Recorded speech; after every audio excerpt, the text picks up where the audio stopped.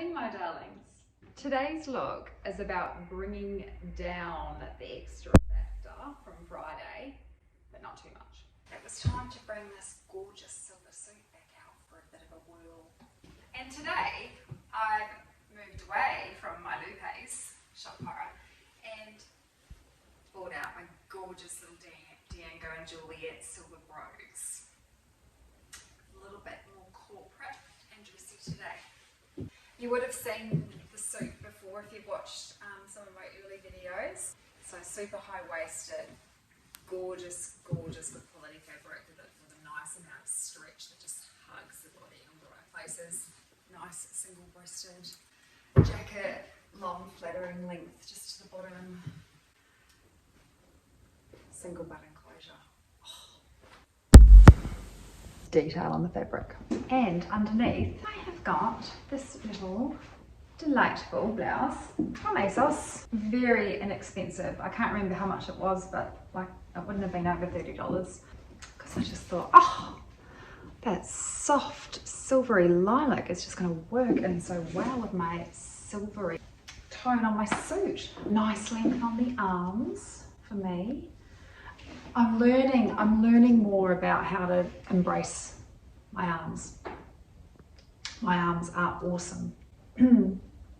And as I dress my awesome arms, I consider the length of the sleeve, or in fact whether I do have a sleeve. And for a chunky mama arms like me, I feel more comfortable and I feel like it's a more of a flattering look if my sleeve either finishes at the elbow or beyond, or very, very high up here like a cap, or no sleeve. Finishing at this part of my arm that is my chunkiest, meatiest part of my arm on me is less flattering. Sometimes I make exceptions if the top is just fabulous, but it's always just something I have in the back of my mind. So when I looked at this one online, I was like, yes to the colour, yes to the sheen of the fabric, yes to the length of the sleeve, yes to the fantastic high clean neckline. Very trinny, approved. And then I've got my little tail out at the back and I've half tucked the front. I told you I was going to bring this one out. Lots and lots. So here it is again today. And I'm just breaking some of those old-fashioned rules with mixing statement necklace and statement earrings. Not supposed to do that, but I want to. And these are resin and this is metal. So what? Do you notice anything different in the facial region? I picked up my new glasses. Quite different compared to my other ones. They're called the Elvis. So I still love my quirky blue frames, but they were so heavy. And you know, as I'm getting older, as I'm sure some of you guys are experiencing as well, you need to wear your glasses more often, and the weight was just sort of giving me headaches and I was finding them difficult. So these are like feathers, man. They are just, there's just hardly anything there. So I'm so happy with them. I just couldn't help but do my little blue crossbody bag today. I could have gone silver and played it really safe, just sticking with the lavender, you know, the lavender and silver colorway, but my little stack. Let's have a look at the makeup. So it's a very soft look today, and thanks Beck for sending me that message. It was really interesting, and I have heard of it before, but I hadn't really paid enough attention to it. Rebecca from Trini Tribe in New South Wales sent me a message telling me about like the maybe you should explain it, Beck. No, I can do this. About how the gradient of similarity or difference between our eye colour, our hair colour and our skin colour can be great as in juxtaposition and contrast, or it can be slight. And because of my very cool colouring, there isn't very much difference really in the gradients between my hair and my eye colour, if you have a look, and my skin. So she was saying, you know, you really are going to suit the softest of softest looks with because of that, and I've been taking it on board. I'm not going to say I'm not going to do, you know, dramatic intense colour sometimes, just because, you know, I want to, but I do agree that it is more flattering and it does suit me more to be a bit softer. So thanks, sister helping a sister out. So Star today, I've done something a little bit different. With Star, I did my complete wash as I've been doing, but I took it out further and I took it in further, and I even took it under the under eye area.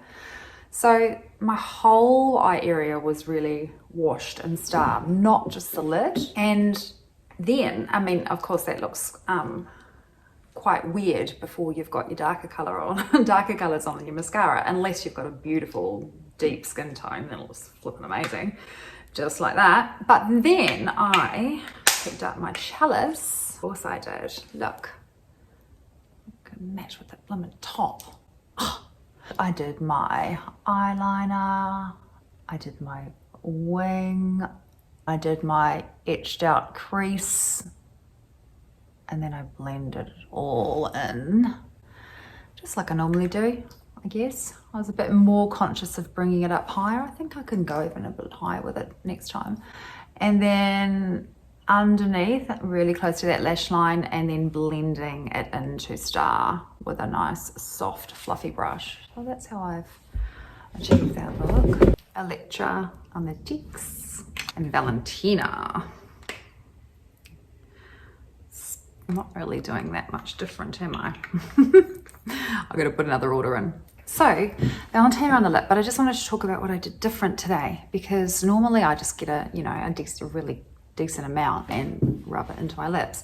Funny that, it's lipstick. But what I did today is I slowly built it up, because I really, really like the way that this product is buildable, and I love the way that it leaves a stain. So by just taking the tiniest amount first and really rubbing that in, and that first layer, I feel like even if I forget to reapply my lipstick, but how could I forget to apply this gorgeous thing, I'm still going to have some color. So I did about 3 layers of it before I build it up to this intensity. So that'll be interesting to see how I go. I think I'm going to have a good result. Going with the super soft, dreamy, heavenly shades of the dawn meant that I had to wash my hair and leave it. And I'm happy with that. Kind of like wearing my crossbody bags under my jacket. Let's just have a little look to see. Oh no, that's cool. Nah, I like that too. Okay, so Valentina is going in the bag. Elvis is leaving the building. This is the best I could do with my handbag today. Obviously there's a gap in my handbag collection, but this is cute. So it's just a nice Calvin Klein with some pink floral detail that at least kind of works in.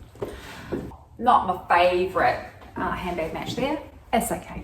So when you think about your combination of hair, skin and eye, would you say that you are similar to me, as in there's not a great deal of difference in the gradient? Or are you someone that has a real contrast? Maybe you've got very, very dark hair and very, very pale skin, and you've got that real contrast. And then it's interesting then how you guys feel about the different makeup approaches and clothing approaches, I guess, you gravitate to. Like if you have got that severe juxtaposition between those elements, do you tend to use severe juxtaposition in your styling and your makeup? Have I been a little bit behind the 8 ball on that one? It's just good to know about, hey. It doesn't mean that we always have to stick to it. It's just good to know. A little bit like my arm length. It's just good to have in the back of my mind. And if I see something that's, you know, ticking all the boxes and then it's got the perfect sleeve length. Anyhow, I'm actually up super early this morning because I've got important things to do. And the first important thing is to talk to you, obviously. And the next important thing that I need to do is get in my car and go to work and do good things. Have a fab day. I'll see you on the next one.